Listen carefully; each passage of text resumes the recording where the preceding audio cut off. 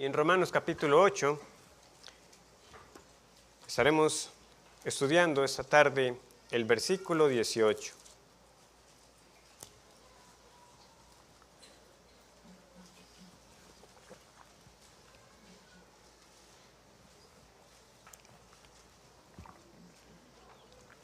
Si nos acompaña recientemente, pues le dejo saber que realmente estamos en una exposición por toda la carta de Romanos.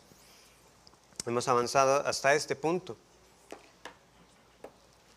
En todo caso, leamos lo que dice la palabra del Señor. Pues tengo por cierto que las aflicciones del tiempo presente no son comparables con la gloria venidera que en nosotros ha de manifestarse.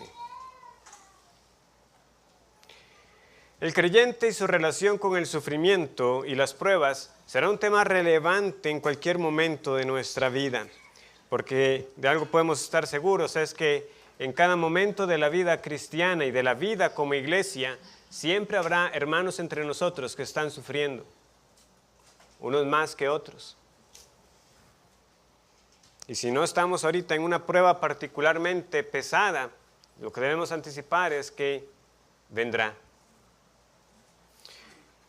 ¿Y por qué es relevante entonces? Como les decía, bueno, porque es una realidad del sufrimiento. Habrá hermanos entre nosotros que estén en gran aflicción, porque también necesitamos una cosmovisión bíblica que reconoce que hay muchas razones por las cuales un creyente verdadero sufre, y que el dolor y la aflicción no niegan que nuestro Dios sea bueno, amoroso, santo y justo en todo lo que hace. Como también necesitamos el consuelo del Evangelio para no desmayar. Como hemos visto, a veces hay este clamor, ¿verdad?, que el mismo apóstol Pablo deja ver. Podemos sentirnos a punto de desmayar en nuestra lucha contra el pecado. Yo deseo hacer el bien y mi hombre interior yo anhelo agradar a Dios y hacer su voluntad, pero hay esta ley en mí, que cuando quiero hacer lo bueno, hago lo malo. Él clama, miserable de mí, ¿quién me librará de este cuerpo de muerte? Como vimos, un clamor sincero, pero no desesperanzado completamente, porque realmente el capítulo 8 es un capítulo glorioso. Pablo sabe en qué tiene su fe. Por eso puede decir que da gracias a Dios por Jesucristo. Pero no solamente en la lucha contra el pecado podemos ver nuestro ánimo verse truncado. Cuando no estamos experimentando esa plenitud de la vida en el Espíritu, que debería ser vida y paz, cuando caminamos en el Espíritu, cuando andamos en el Espíritu. Y vemos que por la debilidad de nuestro ser, requerimos constantemente ese testimonio del Espíritu Santo para recordarnos que somos hijos de Dios. Pero necesitamos el consuelo del Evangelio también, porque las pruebas, las aflicciones y el dolor en este tiempo presente pueden asomarse como una sombra respecto al amor y cuidado paternal que Dios tiene de los suyos. Y también puede nublar nuestra vista acerca de lo que aguardamos.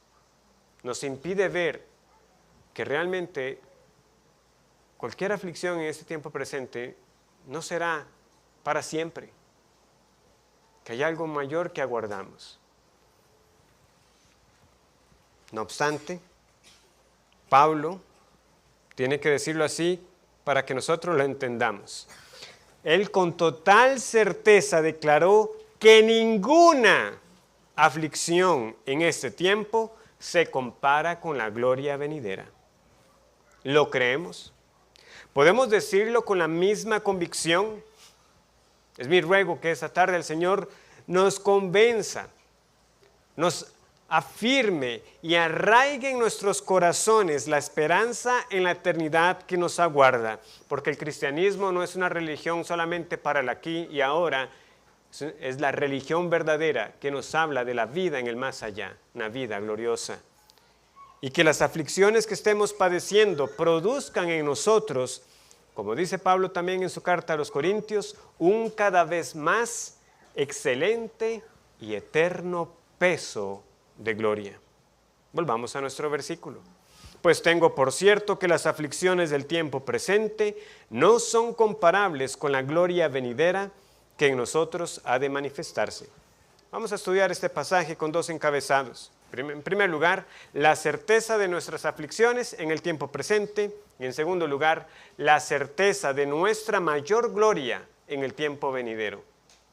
La certeza de las aflicciones en el tiempo presente, y en segundo lugar, la certeza de nuestra mayor gloria en el tiempo venidero. En primer lugar, debemos tener por seguro que en este siglo los cristianos tienen aflicciones. Yo sé que no parece una declaración muy profunda, pero es una que tengo que hacer. ¿Por qué?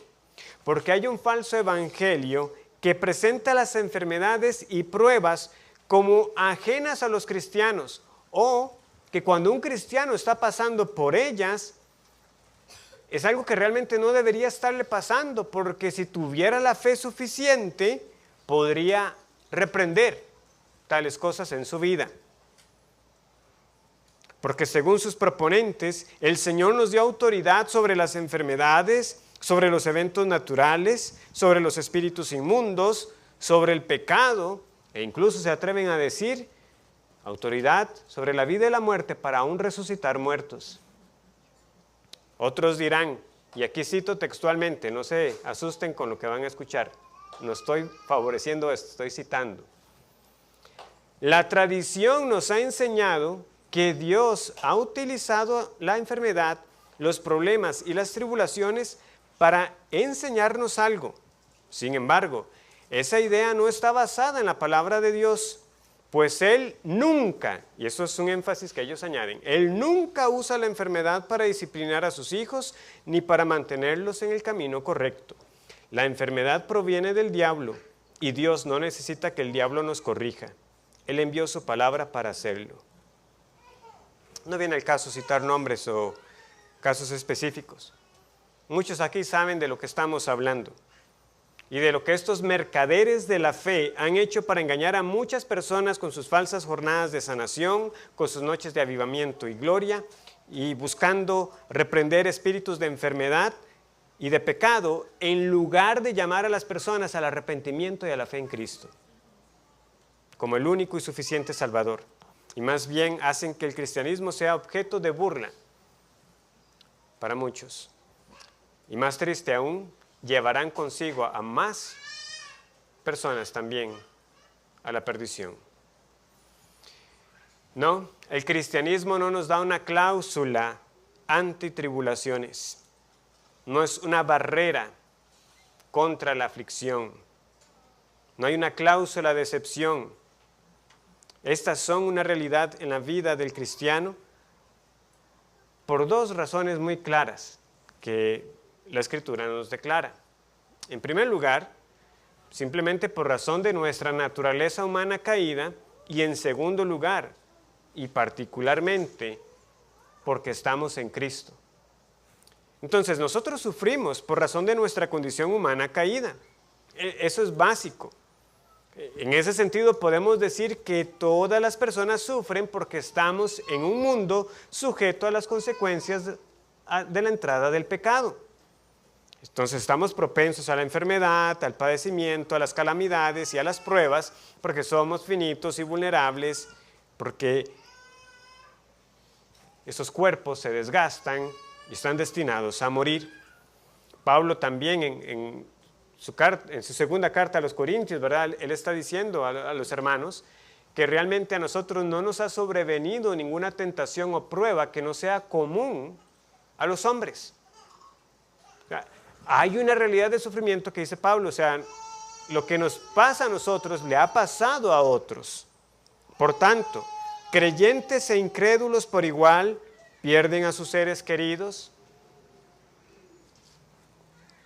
pasan ellos mismos por enfermedades crónicas, envejecen, mueren de cáncer, en accidentes de tránsito, mueren por la violencia de otros, se quedan sin trabajo, son traicionados o son objeto de difamaciones.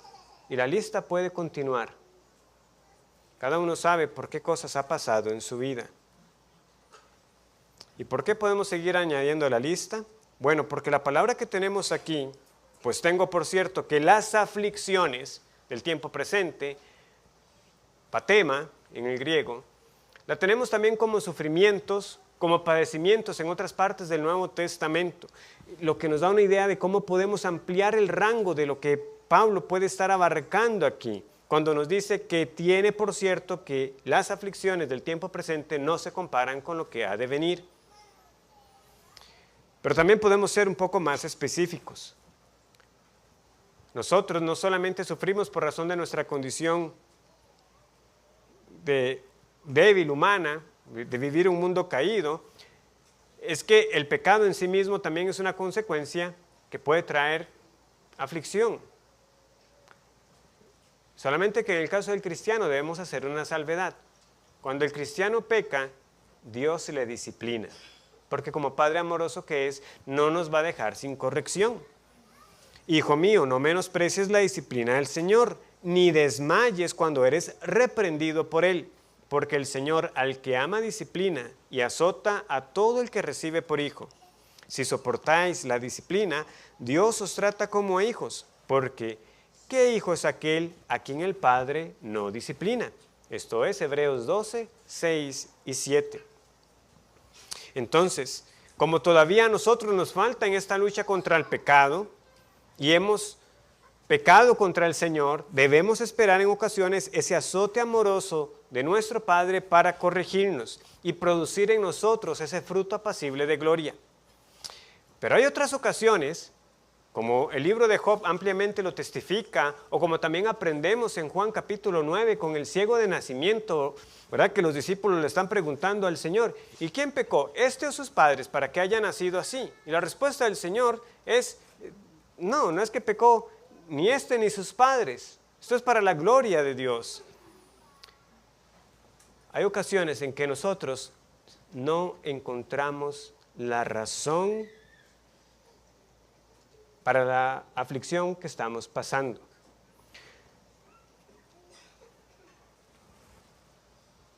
Esto a veces en la vida de un cristiano puede traer también una aflicción sobre la aflicción. Me está pasando esto por un pecado puntual, y aunque ninguno va a decir, o sea, yo no voy a decir que estoy absuelto de toda culpabilidad delante del Señor, la razón es que uno dice, o sea, pero yo sé que no estoy viviendo una vida hipócrita delante del Señor, yo sé que no estoy viviendo con pecado no confesado. No es que hayan pecado nuestros padres o alguien más, sencillamente hay razones que simplemente están en ese consejo secreto e inescrutable de nuestro Señor. Y el por qué le pertenece solamente a Él. Pero nosotros descansamos en el para qué. Hay cosas que nunca podremos contestar por qué. Y yo nunca podré atreverme a decirle a usted, esto le pasó por esto. Pero sí puedo decirle a la luz de la palabra del Señor, ¿para qué? Porque a los que aman a Dios, todas las cosas le ayudan a bien. El para qué siempre debemos tenerlo en el foco. Si somos del Señor, Él está trabajando para nuestro bien. Para nuestro bien. Aunque de nuevo, a veces no lo podemos ver. No lo podemos entender. Entonces sufrimos por razón de nuestra condición humana caída, ya sea por el pecado de otros, nuestro propio pecado, simplemente hay veces que no lo sabemos. Pero yo quiero que volvamos a nuestro pasaje y no olvidemos algo que ya la carta nos había dicho, porque cuando Pablo dice, tengo por cierto que las aflicciones del tiempo presente, como yo les dije, es cierto que patema se puede traducir como padecimientos, como sufrimientos, pero ¿saben qué pasa? Cuando usted va y revisa las referencias y el uso de esa palabra, la abrumadora mayoría de incidencias tienen que ver o con los sufrimientos de Cristo o con lo que padecemos nosotros por estar en Él. Unos cuantos versos nos van a mostrar esto. Yo quiero que vayamos a la segunda carta a los Corintios. Vamos a la segunda carta a los Corintios.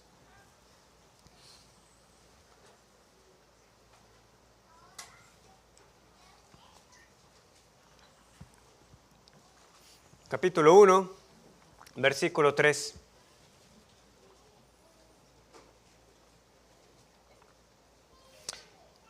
Bendito sea el Dios y Padre de nuestro Señor Jesucristo, Padre de misericordias y Dios de toda consolación. No perdamos de vista esta declaración paternal que se nos está haciendo, ¿verdad? El cual nos consuela en todas nuestras tribulaciones, para que podamos también nosotros consolar a los que están en cualquier tribulación, por medio de la consolación con que nosotros somos consolados por Dios. Hasta aquí de nuevo parece un uso más amplio, ¿verdad?, del tipo de pruebas que podemos pasar, diversas. Pero vean de nuevo lo que va a hacer Pablo. Porque de la manera que abundan en nosotros las aflicciones de Cristo, así abunda también por el mismo Cristo nuestra consolación. Porque si somos atribulados, es para vuestra consolación y salvación, o si somos consolados, es para vuestra consolación y salvación, la cual se opera en el sufrir las mismas aflicciones que nosotros también padecemos. Recientemente, ¿verdad?, en la primera carta de Pedro, que estudiábamos nosotros, volvamos a la primera carta de Pedro, capítulo 4. Primera carta de Pedro, capítulo 4, versículos del 12 al 16. Dice: amados, no os sorprendáis del fuego de prueba que os ha sobrevenido, como si alguna cosa extraña os aconteciese, sino gozaos por cuanto sois participantes ¿de qué? De los padecimientos de Cristo, para que también en la revelación de su gloria os gocéis con gran alegría. Si sois vituperados por el nombre de Cristo, sois bienaventurados, porque el glorioso Espíritu de Dios reposa sobre vosotros.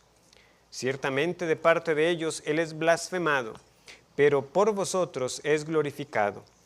Así que ninguno de vosotros padezca como homicida o ladrón o malhechor o por entremeterse en lo ajeno. Pero si alguno padece como cristiano, no se avergüence, sino glorifique a Dios por ello. Como les decía, no podemos perder de vista la conexión. Aquí Pablo está diciendo: yo tengo por cierto que las aflicciones del tiempo presente no se comparan con la gloria venidera que en nosotros ha de manifestarse. Pero ¿cuál es el contexto más cercano para las aflicciones? Es el versículo 17. Y si hijos, también herederos, herederos de Dios y coherederos con Cristo, si es que padecemos juntamente con Él, para que juntamente con Él seamos glorificados. Tan segura como lo es nuestra adopción, tan segura como lo es nuestra herencia en gloria junto con Cristo, es que padecemos con Él en ese tiempo presente. Este tiempo presente es este presente siglo, la era que abarca desde que el Señor ascendió hasta que Él regrese.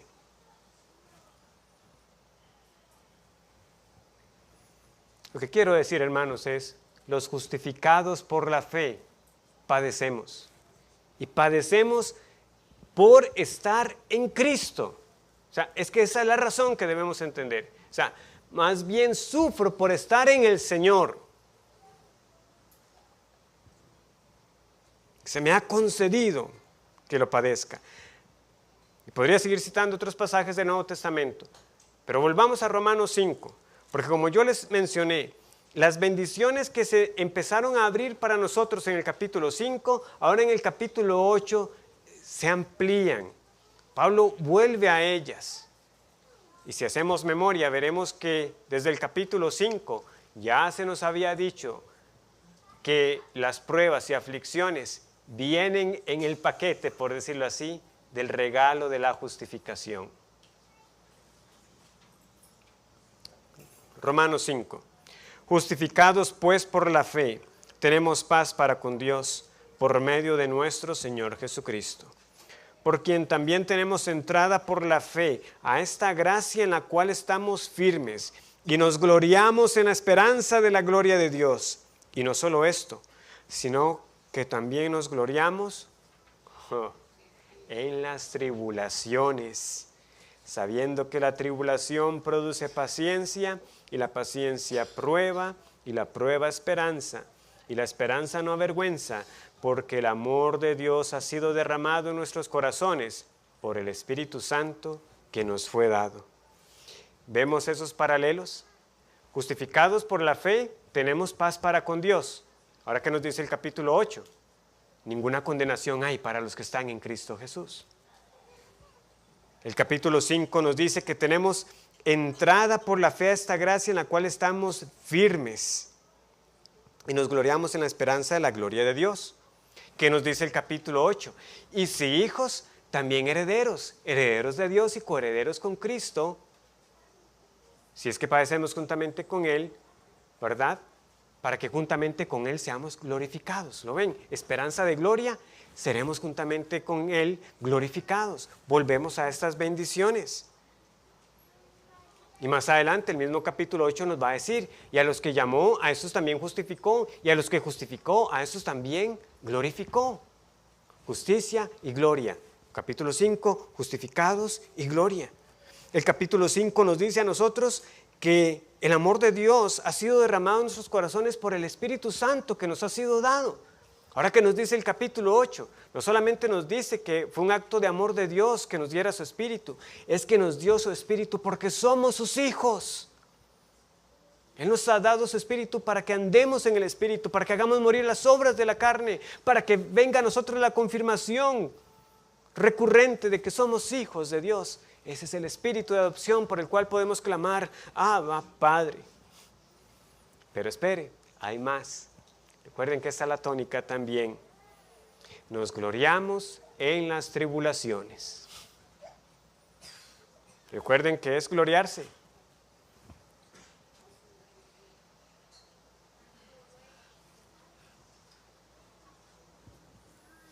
Así como Pablo dice que él no se gloría sino en la cruz de Jesucristo, él nos está diciendo que como cristianos podemos gloriarnos en las tribulaciones. No que nos alegremos por sufrir en sí. Esto no es masoquismo cristiano. Pero hay gloria en el sufrimiento del cristiano.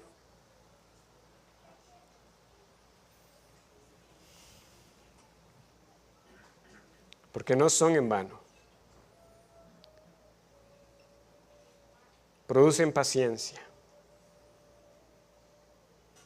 Y aunque haya más prueba, tendremos por resultado la esperanza. ¿Esperanza de qué? De nuevo, esperanza de gloria. No se puede leer las Escrituras sin notar que si hay algo que debemos anticipar como hijos de Dios, son las pruebas. Y pruebas por causa de nuestra unión con Cristo. Precisamente porque amo a Dios y porque quiero dar testimonio de Jesucristo. Porque no me avergüenzo del Evangelio ante el mundo, porque yo amo a mi Señor, espere las pruebas por causa de su amor al Señor y de su unión con Él. Así como estás injertado en Cristo para nunca más ser separado de Él, como tu Señor sufrió, espera sufrimiento en tu vida.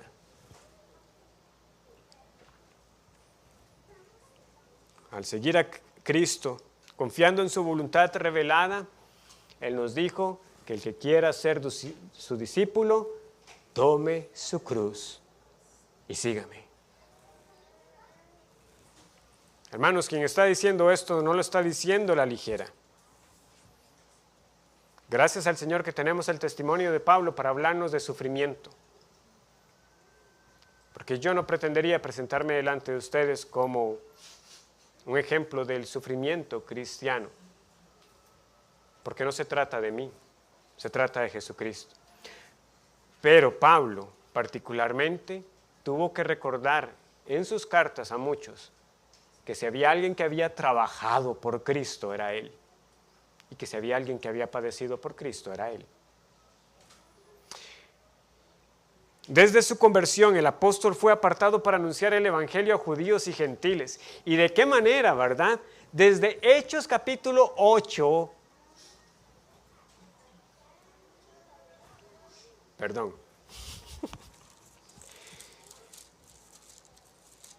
Desde Hechos capítulo 9, ahora cuando a Pablo lo salva el Señor, algo sucede y le dice, este es un instrumento escogido y yo le voy a mostrar cuán necesario le es padecer por mi nombre.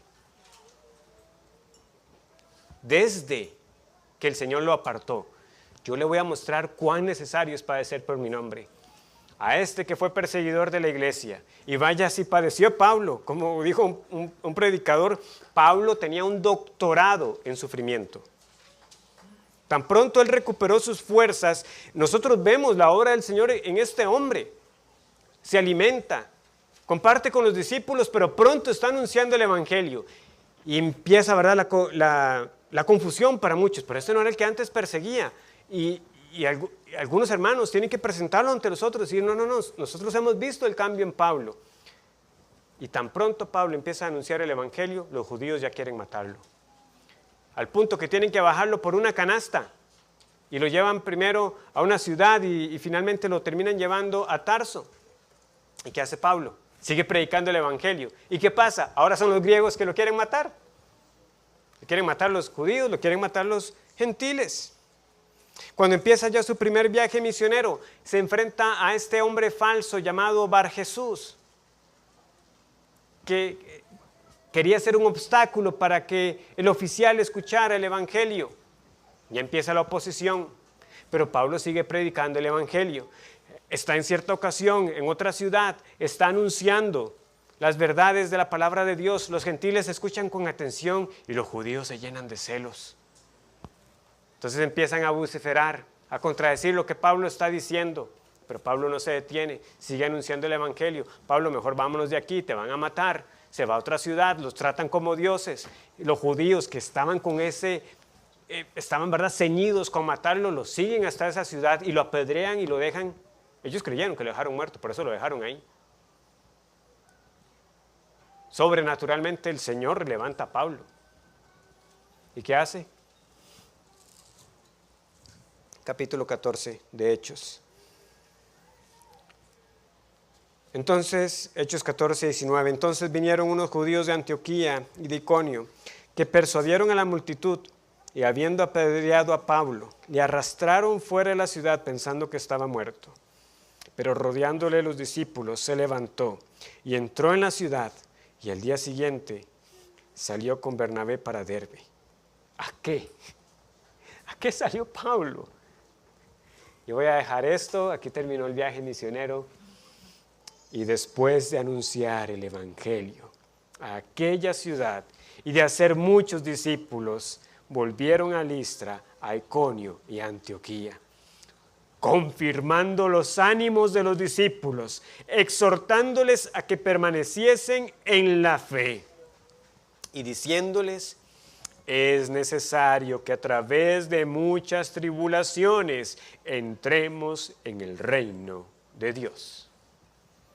No es opcional, es necesario que a través de muchas tribulaciones entremos al reino de Dios.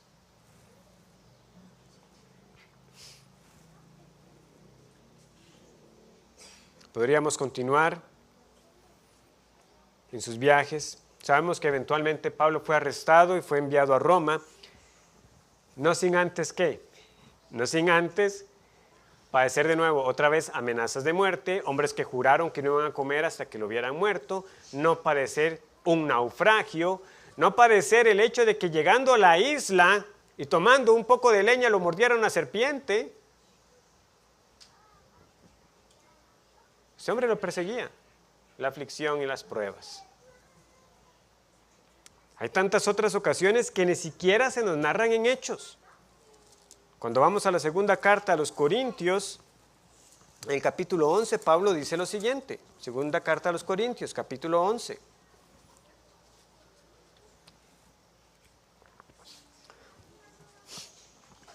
Versículo 23. Son ministros de Cristo, como si estuviera loco hablo, yo más, en trabajos más abundante, en azotes sin número, en cárceles más, en peligros de muerte muchas veces. De los judíos 5 veces he recibido 40 azotes menos 1. 3 veces he sido azotado con varas, 1 vez apedreado. 3 veces he padecido naufragio. Una noche y un día he estado como náufrago en alta mar, en caminos muchas veces, en peligros de ríos, peligros de ladrones, peligros de los de mi nación, peligros de los gentiles, peligros en la ciudad, peligros en el desierto, peligros en el mar, peligros entre falsos hermanos, en trabajo y fatiga, en muchos desvelos, en hambre y sed, en muchos ayunos, en frío y en desnudez. Y además de otras cosas, lo que sobre mí se agolpa cada día, la preocupación por todas las iglesias. ¿Quién enferma y yo no enfermo? ¿A quién se le hace tropezar y yo no me indigno?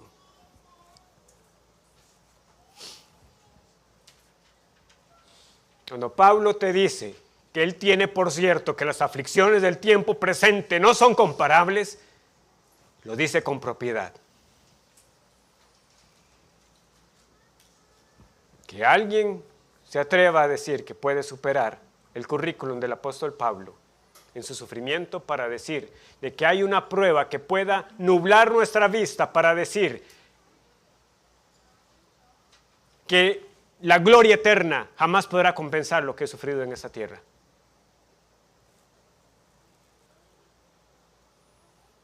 Pero no solo Pablo sufrió, porque el Nuevo Testamento no es acerca de Pablo, es acerca de Cristo y su iglesia. Otros mismos podían testificar, no solo Pablo sufrió. En medio de los relatos de Pablo, ¿a quién tenemos? Sino a Esteban como el primer mártir, del que Pablo fue precisamente testigo, teniendo las ropas de los asesinos. ¿De qué leemos nosotros cuando Pablo está en Bernabé en Antioquía? Sino que los hermanos en Judea y en Jerusalén están padeciendo una hambruna. ¿Qué es lo que seguimos leyendo nosotros en Hechos 12? Sino que Jacobo es muerto y que Pedro es encarcelado otra vez. Porque así es como inicia el libro, viendo a Pedro y a Juan siendo encarcelados. Pero no los iban a callar. Más bien, ellos tenían como motivo de sumo gozo el que fueran tomados en cuenta de padecer por Cristo.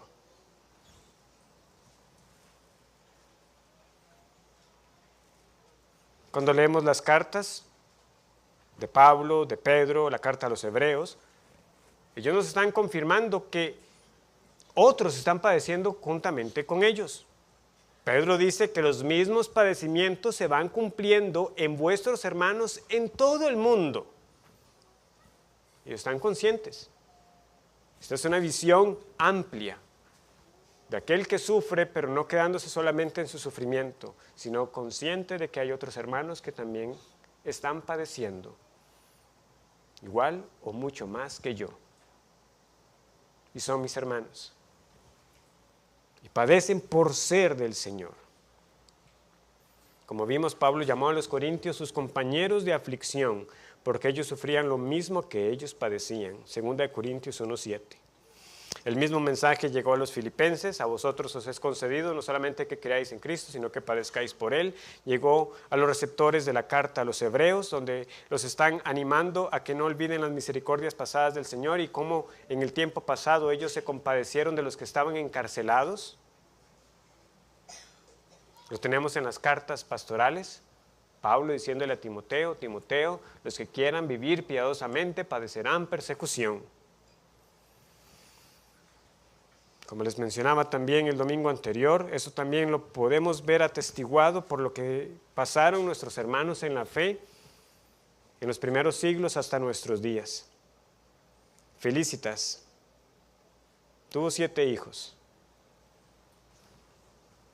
Para hacerla claudicar de su fe, uno a uno mataron a cada uno de sus hijos frente a sus ojos. Y le volvieron a preguntar si renunciaba a la fe.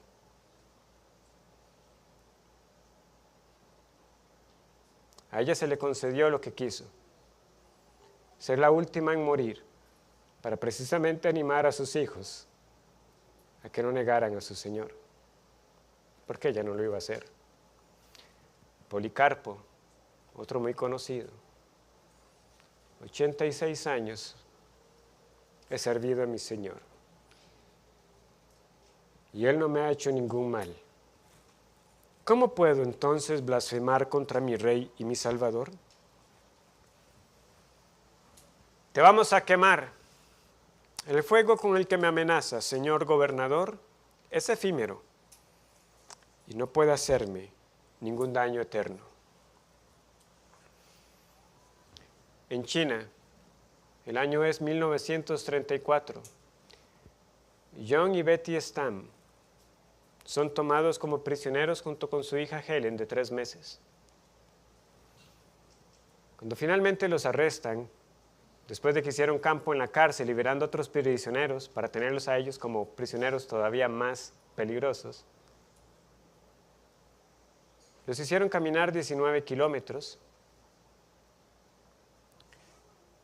Y la noche antes de que fueran finalmente ejecutados, la mamá pudo ocultar a la bebé. Luego se cuenta cómo, evidentemente, la bebé se dan cuenta de que no la llevaba con ella y apareció un pastor que pudo hacerse cargo de ella y eventualmente la pudieron llevar de regreso a Estados Unidos. Pero el punto es, ellos están ahí, están haciendo un espectáculo. A vista y paciencia de los curiosos,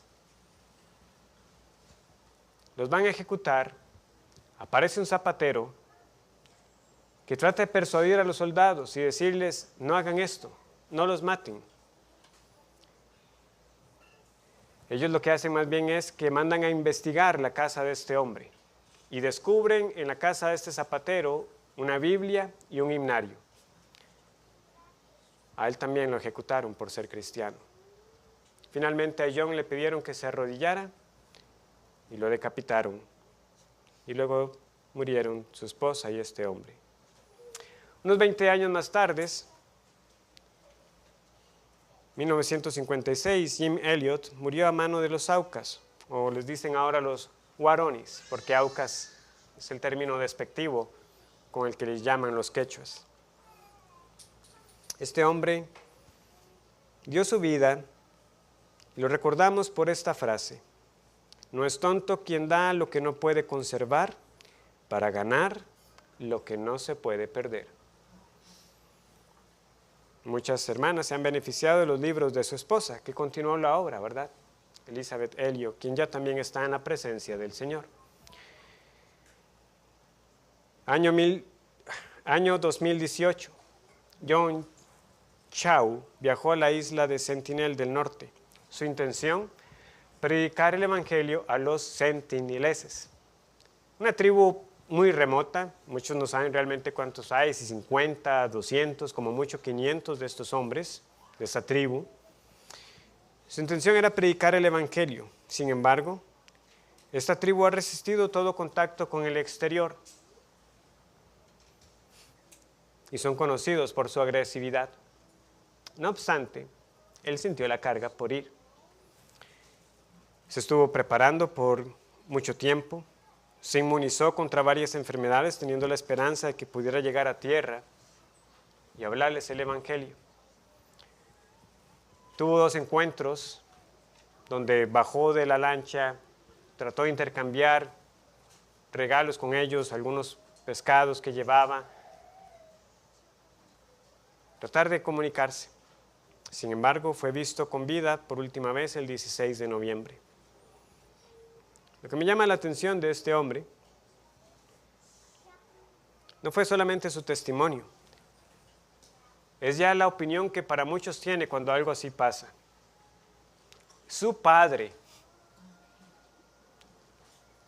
cuando fue contactado al respecto de este evento, lo que él dijo es: mi hijo murió a causa de una visión extrema del cristianismo. Visión extrema del cristianismo. Ir y anunciarle a los perdidos el evangelio. Porque hay de nosotros que pretendamos hablarles a otros de Cristo y de anunciarles que en Él hay salvación. Obviamente el padre de él no era cristiano. Pero hermanos, no solamente ha sido Pablo, Pedro, los creyentes del primer siglo, o los que sufrieron durante los gobiernos de los emperadores romanos antes de la aparente conversión de Constantino, ni estos hermanos martirizados en el siglo pasado en nuestros días, porque quiero volver a reiterar, el martirio no es la única prueba de sufrir por Cristo. Hemos leído de muchas cosas, hemos leído de la persecución, hemos leído de hambruna, hemos visto aflicciones diversas, enfermedad que también Pablo mencionó. El punto que quiero que quede en nuestras mentes es, yo tengo que esperar el sufrimiento en mi vida, de diversos frentes, simplemente porque estoy en este mundo caído, porque yo mismo sigo siendo una criatura, que aunque redimido sigo con el pecado remanente, pero particularmente yo tengo que tener presente que si soy del Señor y quiero hacer lo que el Señor me pide, tengo que esperar en la aflicción por causa de Cristo, porque soy unido a Él.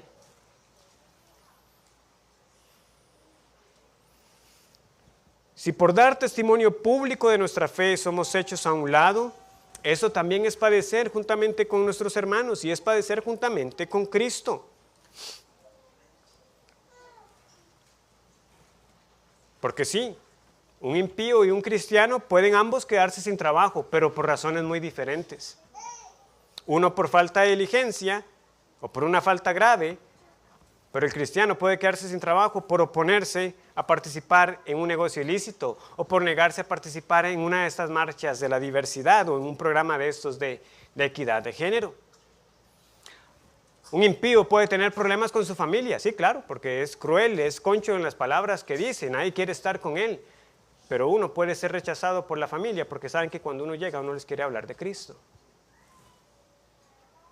Por tanto, ya sea que suframos por consecuencia de nuestros pecados, en el caso de los creyentes, como vimos, vendría la disciplina paternal de nuestro Dios, o sea por causa del pecado de otros,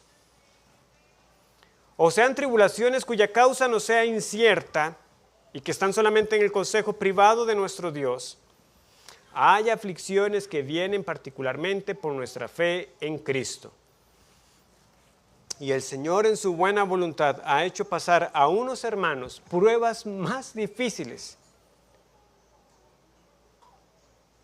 por las cuales nosotros en nuestra debilidad, ahora mismo, si somos francos, muchos diríamos, yo no me veo pasando ahora mismo por algo como algunos de estos ejemplos. Pero tengamos por cierto que aunque hay aflicciones que el Señor puede traer a nuestra vida, que son tales que yo realmente lo que le estoy pidiendo al Señor, Señor, yo no quiero pasar por esto. Señor, yo ya quiero salir de esto. Que parece que no hay luz al final del túnel. Lo que nosotros tenemos que recordar es que no hay prueba, por extensa que sea, por difícil que sea, que se pueda comparar a la gloria eterna, porque es que todas ellas siempre se verán pequeñas, temporales, efímeras, porque son breves a la luz de lo eterno. Yo con esto, hermano, no estoy diciendo que es que seamos insensibles al dolor del otro y decirle simplemente, tranquilo, a la luz de la eternidad eso no es nada. Insensiblemente, no se trata de eso, es de animarnos a nosotros con la verdad de que es así. Mi hermano, yo vengo a exhortarte con el Evangelio, a recordarte de que esto realmente un día pasará. No sé cuánto tiempo el Señor nos tenga en una prueba en particular, pero lo que yo sé es que cuando mido, no hay punto de comparación, no lo hay. No estamos solos, Dios es fiel. Más bien son las pruebas que el Señor utiliza para acercarnos, para que nosotros sintamos su cuidado paternal.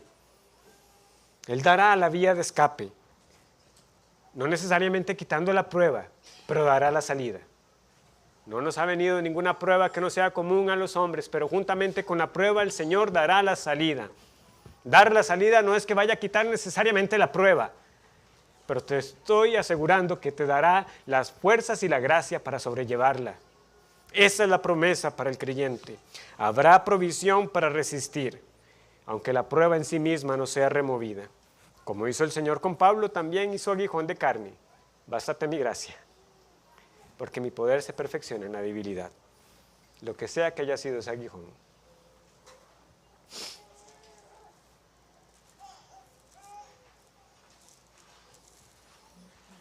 Pues tengo por cierto que las aflicciones del tiempo presente no son comparables ¿con qué? Con la gloria venidera que en nosotros ha de manifestarse.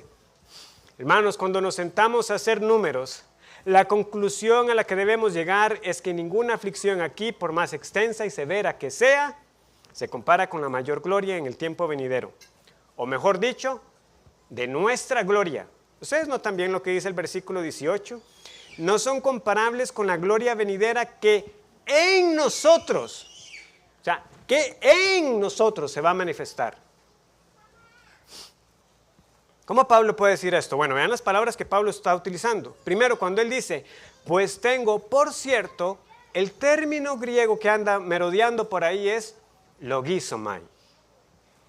Ahora, yo no estoy pretendiendo que ustedes vayan a recordar cuándo fue que vimos ya esa palabra, pero lo vimos en Romanos capítulo 4, versículo 3. ¿Quieren ver de qué se trataba? Vamos a Romanos 4:3.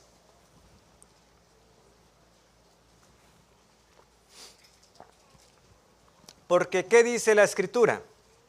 Creyó Abraham a Dios y le fue contado. Ahí está, contado por justicia.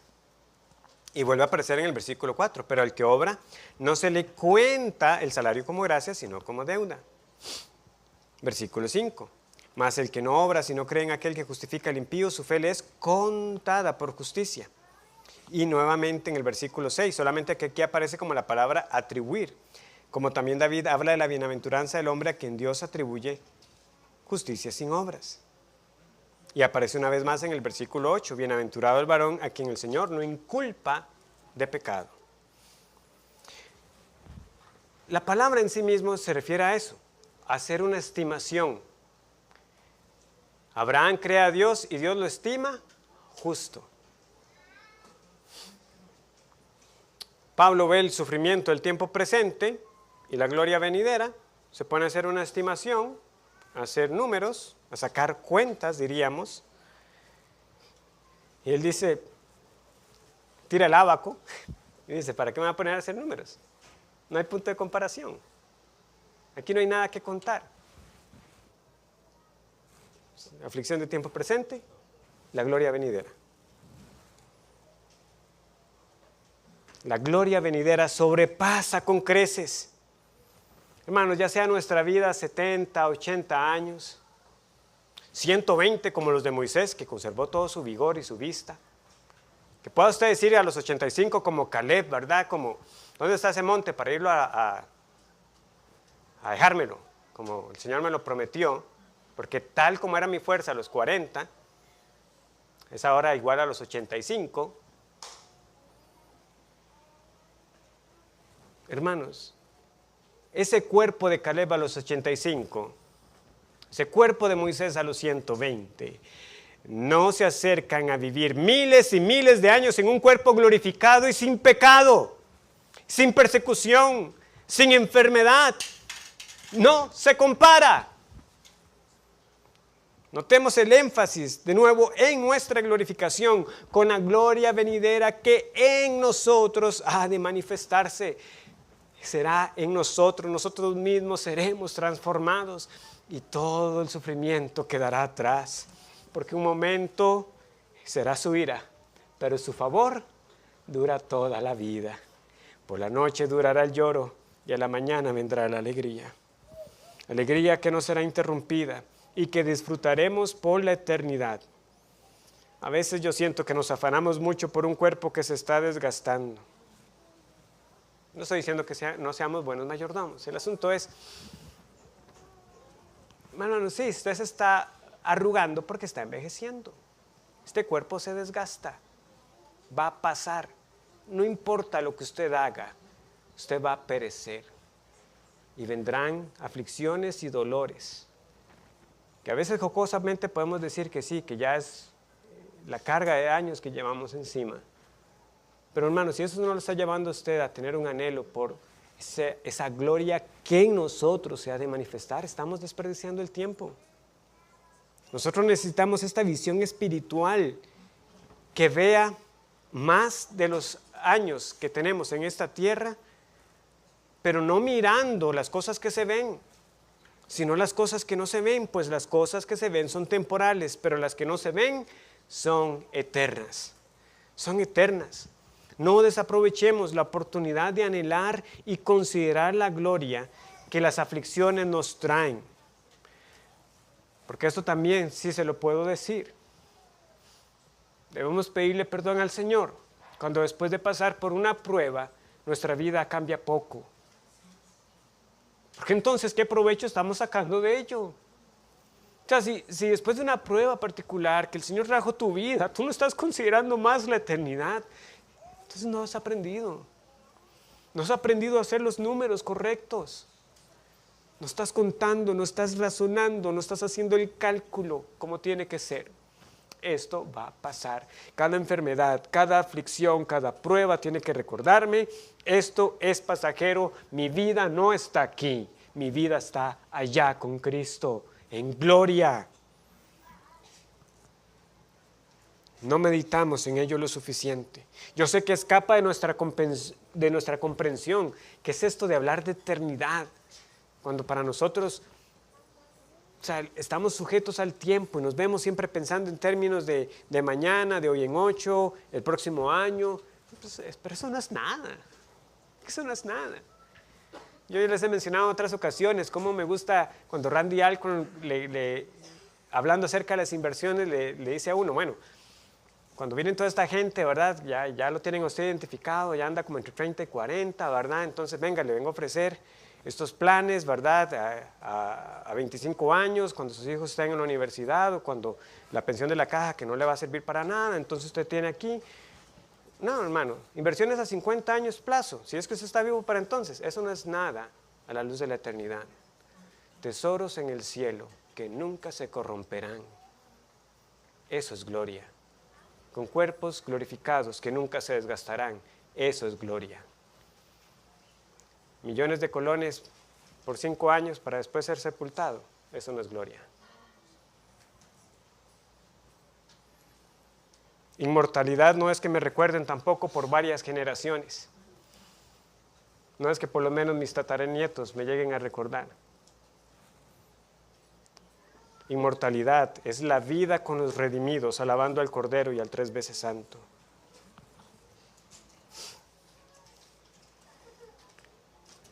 Entonces, ¿qué debemos concluir de esto? Bueno, lo primero y más claro que tiene que ser es que para quien no ha creído, el sufrimiento de este tiempo presente no se compara con la condenación que le aguarda.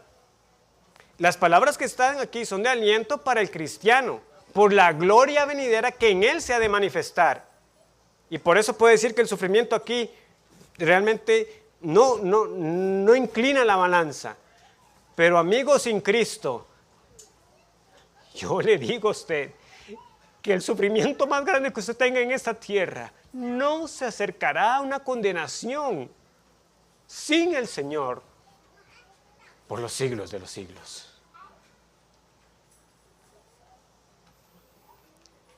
Y tengo que decírselo así porque las aflicciones no siempre llevan a las personas a Dios o no son para su bien. Esto es solo una garantía para los que están en Cristo. Muchos de aquí deben estar conscientes que más bien su caso puede ser como el de Faraón, que más bien plaga tras plaga, ¿qué sucedía con el corazón de Faraón? Se endurecía. Después de cada calamidad, y a pesar de que el Señor en su compasión le trajo alivio temporal, su corazón solo se endureció más y más. O son como los habitantes en los días de Amós. Recuerden esa profecía tan particular y tan puntual de Amós capítulo 4. Os hice estar a diente limpio, es decir, pasando hambre, y no os volvisteis a mí. Sequé los cielos para que no lloviera, y no te volvisteis a mí. Plaga tras plaga, hambruna tras hambruna, sequía tras sequía y muchos otros castigos más, pero el Señor tuvo que decirles, ustedes no se volvieron a mí. Estimado amigo, considere lo que digo, no cambie el placer temporal por el castigo interminable. Más bien, prefiera ser contado con los que, por un breve tiempo, sufren con Cristo y a causa de Cristo, a cambio de la gloria eterna. Eso sí es gloria. Eso sí es gloria eterna. No hay punto de comparación. Al pesar en la balanza el resultado de vivir sin Cristo y de vivir con Él, hará ver muy pronto que lo que sea que pasemos en Cristo habrá valido la pena. Porque para los que creamos, el fin que nos aguarda es ser glorificados. En verdad, lo mejor estará por venir. Se manifestará la gloria en nosotros. Seremos transformados. Del polvo de la tierra seremos levantados. ¿Cómo será nuestra apariencia? Eso pasa a un segundo plano. Pero tendremos la salud, el vigor y las capacidades como nunca las tuvimos en esta vida. Las aflicciones entonces nos han de acercar al Señor y tienen que estimular en nosotros una expectativa por su regreso, siendo consciente que nada de lo que suframos jamás será en realidad lo que nuestros pecados realmente merecieron. Porque ya hubo quien sufrió en nuestro lugar lo que realmente tendríamos que haber pagado por haber pecado contra el Señor. Cristo padeció en mi lugar. Y cuando venga ese día glorioso, cuando veamos a Emmanuel, nosotros podremos también entonar las palabras de este otro canto. Las aguas muy profundas ya pronto cruzaré, los cardos y espinas atrás los dejaré. Allí, al aleluya, triunfal me uniré al canto de la tierra de nuestro Emmanuel. Como una telaraña, mis días él tejió, en el rocío de penas su grande amor brilló. Al que todo ha planeado, por siempre alabaré, en el glorioso reino de nuestro Emmanuel. Los males más amargos, lavados ya serán, la zarza del desierto en rosa irrumpirá. La maldición se cambia por bendición y bien en la gloriosa tierra de nuestro Emmanuel. Alabe al Señor y benditos los que esta tarde puedan decir con Pablo: yo tengo por cierto que las aflicciones del tiempo presente no son comparables con la gloria venidera que en mí ha de manifestarse. Amén. Oremos. Gracias, Señor, por tu palabra. Gracias por recordarnos una vez más que nosotros no debemos estar viviendo aquí y ahora como si lo fuera todo. Sí, el tiempo que tú nos das es para glorificarte en esa tierra, aún a pesar de, y más bien a causa de las aflicciones, anhelando esa gloria que vendrá. Pero de verdad, Señor, que nosotros podamos transmitir en nuestras conversaciones, en el ejemplo que damos a nuestros hijos, a familiares, que sea la convicción de nuestra propia vida, que esperamos algo mucho mejor. Que nos ayude cuando la sombra de la aflicción y el dolor se asoma, para que en medio de esas nubes oscuras podamos ver los rayos de luz de tu amor y cuidado paternal y de tus promesas. Tú siempre estás con nosotros y para siempre también estaremos contigo, ya sin ningún obstáculo, sin pecado y sin muerte. Y tú enjugarás nuestras lágrimas. Gracias, Señor, por Cristo, por tu Espíritu, por hacernos tus hijos. Amén.